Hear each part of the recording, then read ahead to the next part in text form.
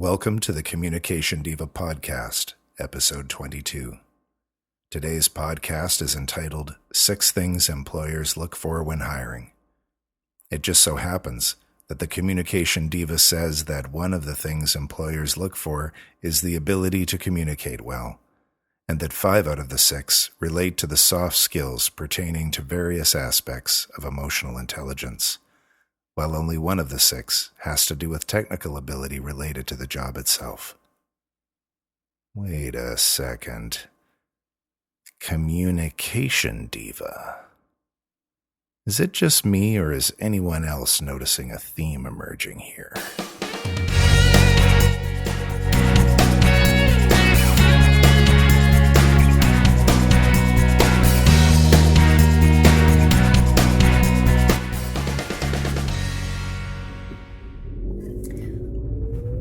Everybody, welcome back to Communication Diva. This is Jen Swanson, and I am coming to you tonight from the inside of my car. I'm driving while doing this, but I am doing it hands-free, I must say. And I am doing this because it's been a very long day. Happy belated Mother's Day to all you mothers out there. I have just come back from a very lovely barbecue, the first barbecue of the season, out at my brother's home with my brother and his wife and their children and our family and grandma and everybody. And it was really a beautiful, sunny, very warm Vancouver day. So we were out there, on the deck, and it was very lovely.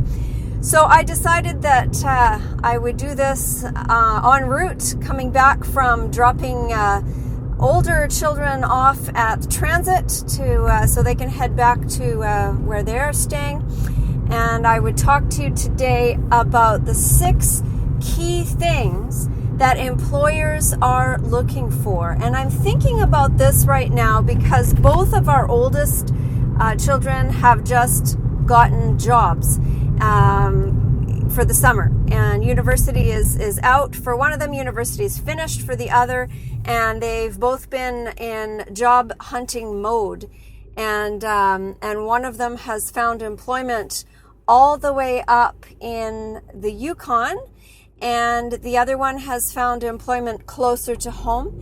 And it's been quite something, going to job interviews and all of the rest of it. So I thought I would talk to you about that and talk to you about some of the key points that employers are looking for. And I found a number of resources, bits of information and paper that I have tucked in a folder from years ago. And looking at all of these things just sort of sparked my thinking a little bit about this topic. So I decided I would share some of that with you today. So one of the first things to look at is communication. And I know that this is Communication Diva, and this is what I talk about all of the time. But more in particular, this is effective communication. And I have all sorts of topics on that on the website, www.communicationdiva.com, that you are welcome to check out.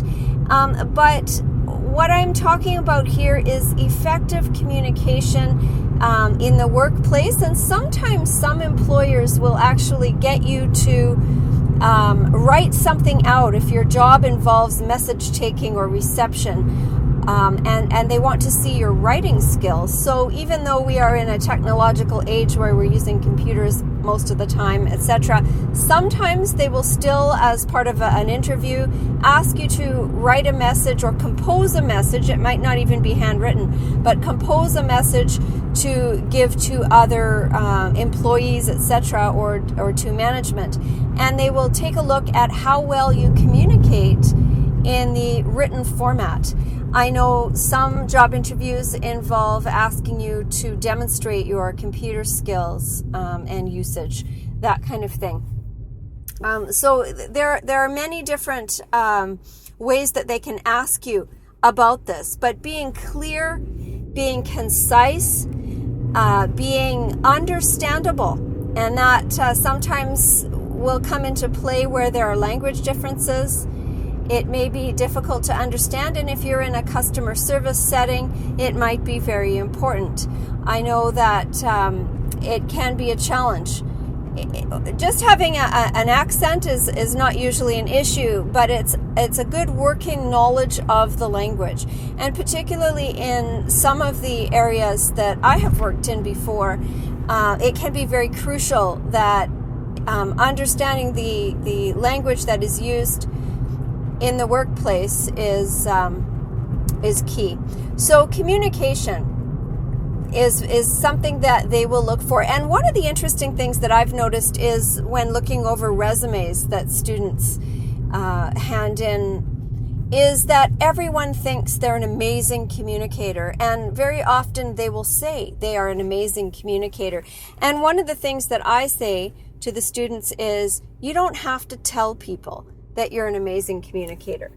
You can just be one, and people will understand that and know that from communicating with you. So how well do you speak? How effectively do you speak? How well do you write? How thorough are you? You know, I had one fellow who almost did not complete successfully his practicum in the hospital because he took down a message, but he forgot some key elements of the message. One of the very key elements of the message he was taking was what hospital a patient was being transported by air ambulance from, so that we could call that hospital back and get more details about the patient from the nurse. And there were several different hospitals in the region that the person was coming from, but the student forgot to write down the name and location and the phone number of what hospital it happened to be. And so the problem was, of course, that we wasted a good half an hour of very valuable time trying to figure out where this patient was. And you know, that could be very critical depending on what kind of a job you're in. So clear, concise, good communication, effective communication is something that employers are looking for. And they can tell sometimes just by the way you speak, if you are articulate or not. They can also tell sometimes by the words that you use, the language that you use, how professional you sound. And I've done episodes on professionalism and on tone of voice. How many times you use slang or use words like inappropriately. Because although you may be very clever and very smart, some of the words that you use may betray you or may give the perception that you are less capable than you perhaps are. So those are some of the things to think about with communication. That is a very key thing. Another thing is comprehension. And comprehension means things like, how well do you analyze a situation in order to understand it? How well do you think critically? How good are you at solving problems or at reading and comprehending material that you are given to work with? So are you able to understand instructions well? If someone is giving you directions and asking you to do something, how quickly are you able to follow through on those? What is your comprehension level? Is this material new for you, or is it something that you've had experience with before? And it doesn't really matter what kind of a job that you're working in. There are things that you are going to have to think about, and on your own, you're going to have to take initiative. I did an episode all about that as well, taking initiative and being motivated. And how well do you understand even the atmosphere and the reason behind doing what it is you do? I had I was sitting in on an interview in palliative care one time at the hospital. I was leaving, and the manager had asked me to assist in interviewing a replacement. And one of the candidates came in, plunked herself down. There was a whole lot wrong with the interview. Plunked herself down with very interesting body language, put a coffee on the table that she had brought in with her, which is, really unprofessional, and didn't know anything about the ethos of palliative care. She didn't understand that palliative care was not just a place where people who are terminally ill come to die, but that it is a place where symptom management happens, where it's a place where people sometimes could manage at home if they had a little bit of stabilization, a little bit of assistance, and all sorts of things like that. So she had done absolutely no research, and therefore did not comprehend at all the I can't think of the word right now. I'm trying to think of this word, but the whole atmosphere or the whole purpose of the place she was wanting to work in. And needless to say, she didn't get the job. The other candidates had researched, they knew a little bit more, they'd done some reading and all of that. So they were able to comprehend what the place was all about, and with that came with a little bit more knowledge. So comprehension, being able to think for yourself, being able to problem solve. If a problem comes across your desk or you encounter a problem, how are you going to deal with it, and what kinds of techniques will you use to be able to sort out the problem without having to run to the supervisor every 10 minutes with issues? So these are things that people will be looking for. Another thing to think about is teamwork. How well do you, one of the things is, how well do you play with others? How well do you work in a team setting? Are you somebody who has to be in control all of the time? Are you someone who follows all of the time?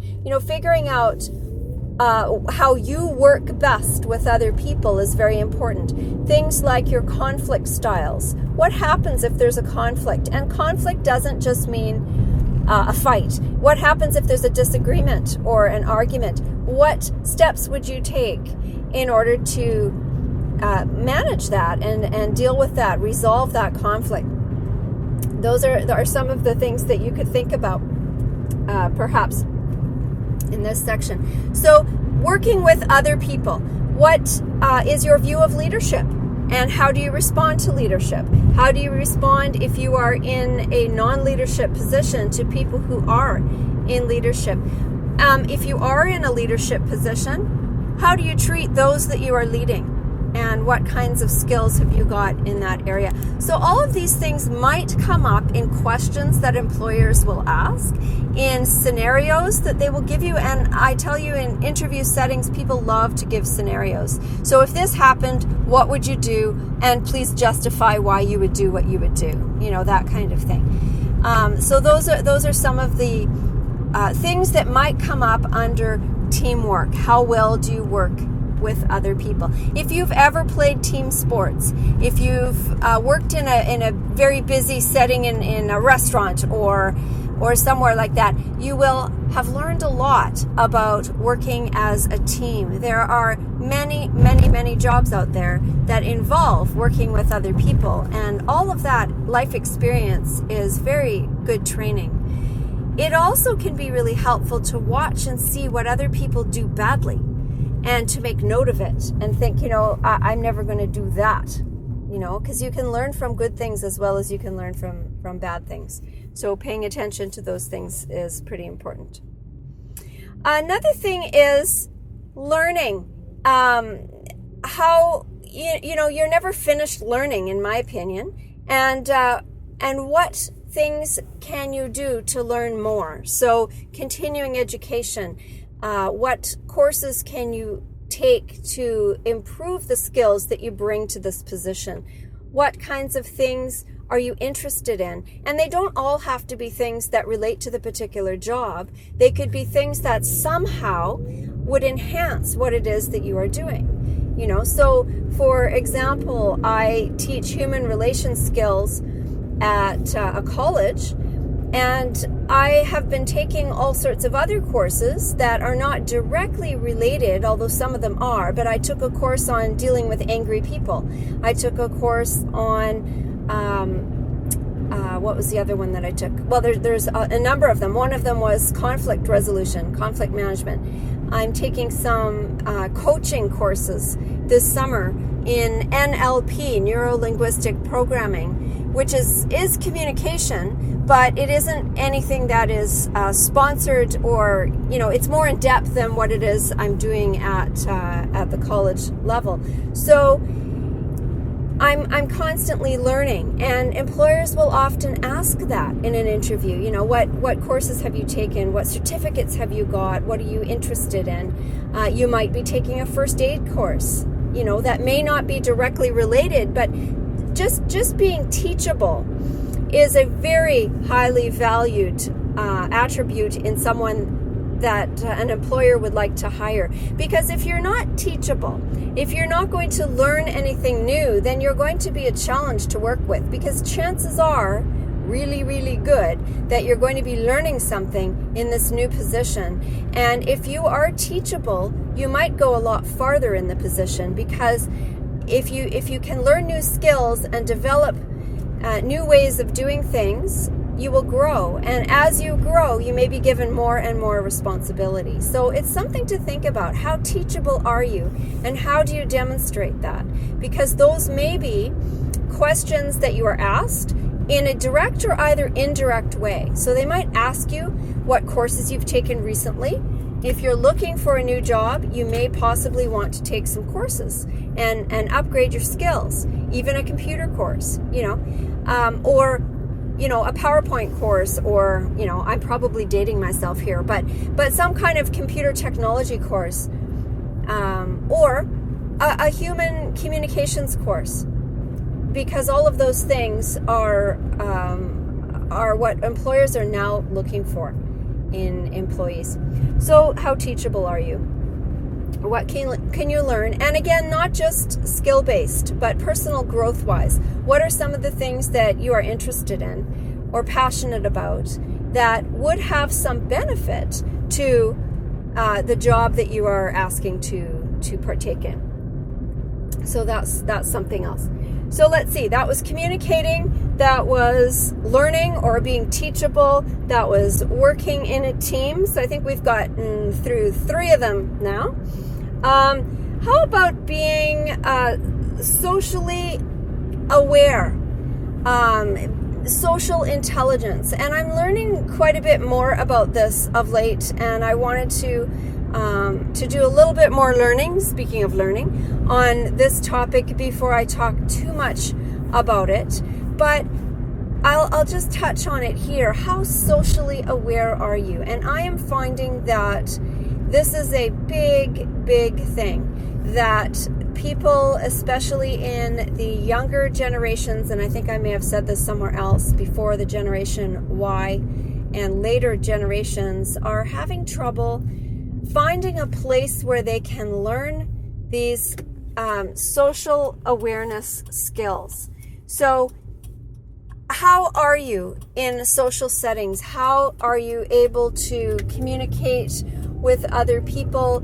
Are you able to work well with people who come from diverse cultures and diverse backgrounds? Now remember that a culture doesn't necessarily mean an ethnicity. A culture can be if you are coming from a different socioeconomic background, if you are coming from a different place in the world where things are done differently. If anything that is different, right, can be a culture. So there is a culture among musicians, right? That would be different than the culture that occurs among accountants, etc. So I'm just giving you some quick illustrations there of things that define what culture is.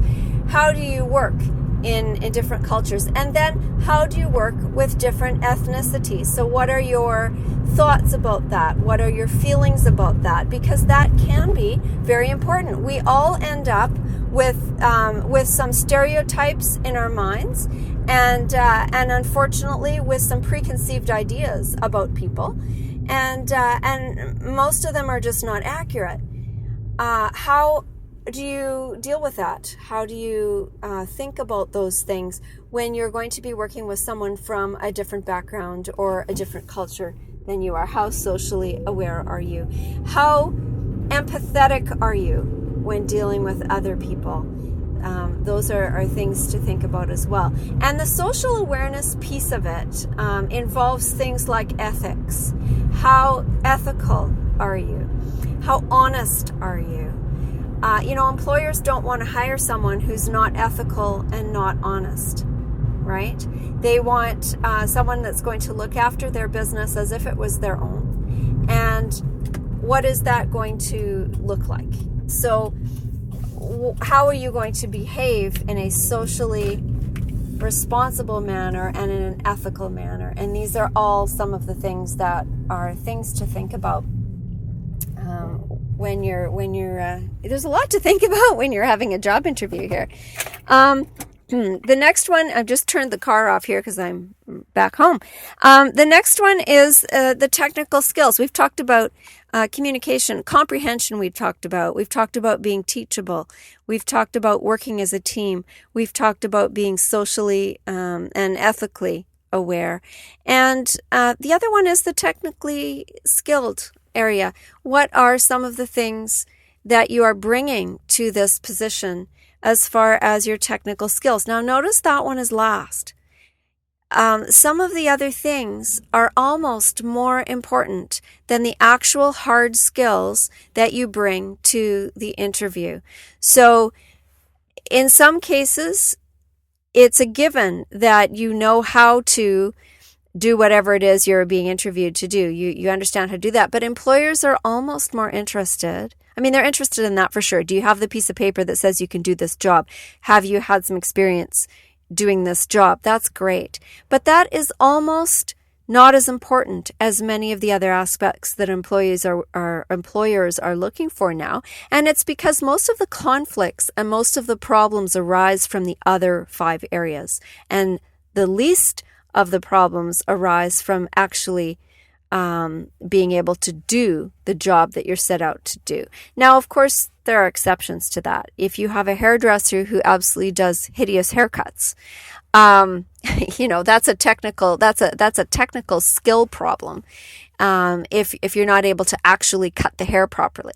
But if you're a hairdresser who is technically skilled and knows how to cut hair and gives great haircuts, but is a horrendous people person and insults the person or is absolutely miserable all the time to the customer, then that's going to be an almost bigger problem, because people can learn skills and can be trained in the hard skills. It's the soft skills, it's the other skills that can sometimes be more of an issue and arise more often in conflict situations. So that's kind of interesting. Your technical skills might include your computer skills. Can you type? Now, typing is almost an obsolete thing. They call it keyboarding now. But there are still some jobs out there where you're supposed to keyboard or type or whatever you want to call it at a particular speed. And I think in some cases it's a hoop that you have to jump through. Now, I don't know. It seems in some cases that yes, need to know your way around a keyboard. You need to know your way around a computer. And I think with the younger generations, that's not really much of an issue anymore because everything is done on the computer. But what I am thinking about here is, in some cases, it's a hoop. How fast can you do it accurately? And you're doing it without all the abbreviations, and you're doing it with proper words. And it still is a skill. And there still are, particularly in healthcare, jobs that require an entry level of competency in this skill, and it varies widely depending on where you are and what position you're going into. But you definitely want someone who's going to be sitting at a computer all day to be competent in that area. So those are the hard skills. How do you use a photocopier? How to use a fax machine? How do you use, a forklift? I mean, whatever, it doesn't matter what kind of job it is. You need safety issues need to be addressed, and actual technique. You don't want somebody welding who doesn't have a clue what they're doing, right? Which is why there's school for that, and exams and pieces of paper for the trades that people need to get to be able to do these things, because a lot of these things are dangerous.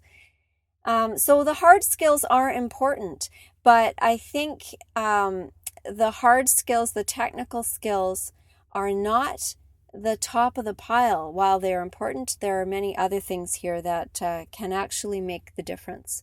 So how you interview and how you present yourself during the interview will often make the difference, of course, between whether or not you get the job, but will leave an impression on the person, not so much in the skills that you know how to do, but more so in how you communicate that you know these things. So that's about all I want to talk about today. Those are the 6 things that employers are looking for. And I mean, they're probably looking for more things, but these are the 6 basic things to think about before you go to that job interview. How well you communicate, how effectively you communicate, even just verbally one-on-one when you're having the interview, right? Don't forget about your body language, how you sit, how you dress, all of those things. Comprehension. So can you think critically? Can you solve problems? Can you, look at a situation and figure out what you need to do next in that situation? That is an important thing. Are you able to learn new things, right? So that's a huge thing. Are you able to be taught something? And that includes taking criticism and feedback and doing something with it, processing it. And we just did a podcast on that last week. Are you able to work as a team and work well with other people? Because chances are you're going to be doing that in most cases. How are you at being socially aware and being ethically aware and being responsible for those kinds of behaviors? And then the last one is how good are you, or how trained are you at the actual technical skill that you're being hired to do? So things to think about, and I may in future episodes get deeper into some of these topics. I just wanted to touch on those. I know it's May. There's a lot of people out there looking for work right now. University is done. High school is letting out pretty soon, and there will be a lot of younger people looking for work, and all the rest of the people out there too who are unemployed, who would like to be employed. I wish you the best of luck in your job hunting. I hope that you find something that is just right for you. And if you have any comments or thoughts, I would really appreciate you coming to the website at www.communicationdiva.com and leaving a comment. I know some of you do that on a regular basis, and I really appreciate hearing the feedback. If you want to leave a review, please go to iTunes and do that as well. We can be heard on Stitcher Smart Radio. We've got a free app that you can download on the website and listen to the podcast on any kind of a device that you have, iPad, iPhone, Android, etc. And I think I'm going to sign off now, but I wish you a very good rest of your week, and thank you very much for listening. This is Jen Swanson with Communication Diva. Good night.